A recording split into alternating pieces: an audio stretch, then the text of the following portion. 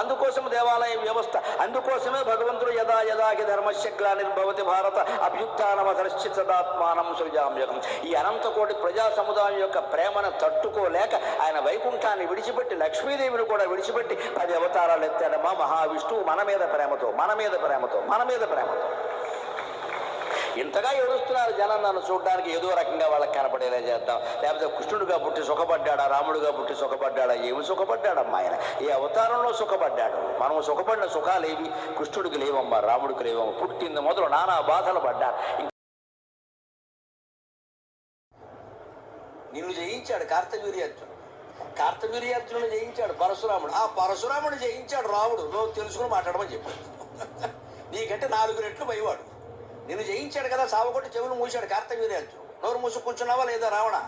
ఆ కార్తవీర్యార్జునుడు పరశురాముడు ఛేదించి పారేశాడు. ఆ పరశురాముడు చేత ఓడించిన వాడు రామచంద్రమూర్తి. ఆయన నన్ను ఓడించేది ఏం మాట్లాడుతున్నావయ్యా?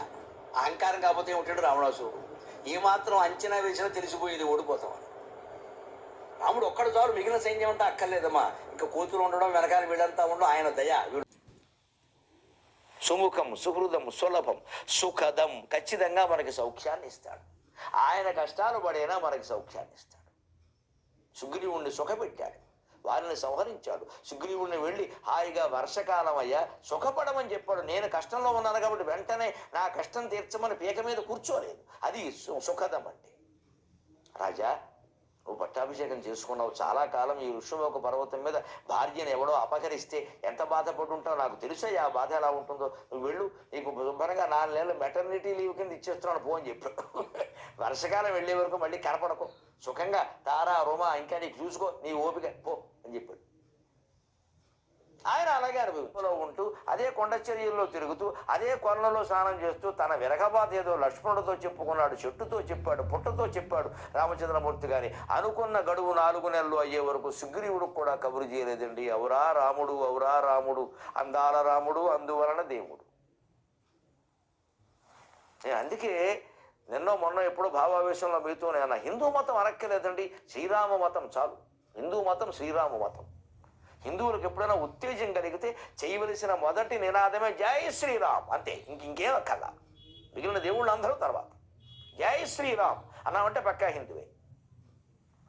ఎందుకంటే ఆ మాటకు ఆంజనేయ స్వామి కూడా సంతోషిస్తాడు. మనకి 1000 ఏనుగుల బలం ఇస్తాడు. జై శ్రీరామ్ అంటే ఆంజనేయుడు వస్తాడు. అది జై హనుమాన్ అంటే వస్తాడు రోడనే చెప్పలేదు. కానీ జై శ్రీరామ్ అంటే ఆంజనేయుడు వచ్చేస్తాడు. మనకి 100 ఏనుగు 1000 ఏనుగుల బలం ఇచ్చేస్తాడు. అందుకని హిందూ మతం అందరికీ, హిందువులందరూ ఏకంగా చేయవలసిన నినాదం ఏదైనా ఉంటే జై శ్రీరామ్. అంతా హైందవ జాతికి, యావత్ ప్రపంచానికి ఆదర్శమైనటువంటి పురుషోత్తముడు, వంశామోహన రూపాయ పుణ్యశ్లోకాయ మంగళం మర్యాదా పురుషోత్తముడైన మహానుభావుడు రాముడు. సులభం సుఖదం సుహృదం సుముఖం సుహృదం సులభం సుఖదం స్వనుజం. ఒక్కొక్క మాట ఒక్కొక్క వేదం అండి. అన్నన స్వామి రుణం ఈ జాతి తీర్చుకోగలదా? అన్నం లేని వాళ్ళందరికీ అన్నం పెడితే అన్నన స్వామి రుణం తీర్చుకునేవాడు అవుతాం, కొద్దో గొప్ప. ఇక ఆయనకి నచ్చే పని అదే. అన్నదానం మహాదానం అన్నారు కాబట్టి అన్నం లేని వాళ్ళందరికీ మనం అన్నం పెట్టగలిగితే అన్నన స్వామి రుణం తీర్చుకున్నట్టే. ఈ సుప్రభాతం రాసినది. స్వనుజం, సు అనుజం, ఇది యణాదేశాంతి.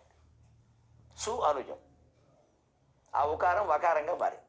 ఈ ఊరులు ఏరా రావాల కింద మారుతాయి.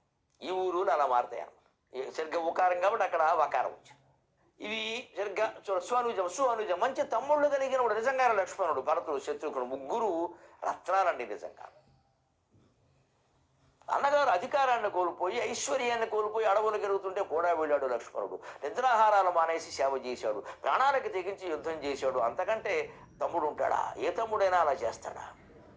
ఈ రోజుల్లో కూడా ఎవరైనా ఒక అన్నగారికి మంచి తమ్ముడు ఉంటే లక్ష్మణస్వామి అయ్యా అంటారు. ఇంకో బిరుదు లేదు, లక్ష్మణస్వామి అంటారు. సరే, భరతుడు, ఆయన త్యాగం అపూర్వం. అసలు ఆయనకి రాజ్యం అనుకోకుండా వస్తే తల్లి అప్పగిస్తే రాజ్యం చేయడం మానేసి 14 ఏళ్ళు అలాగే పాదుకలు పెట్టి రాముడు రావడం, రాముడు రావాలి, రాముడు రావాలని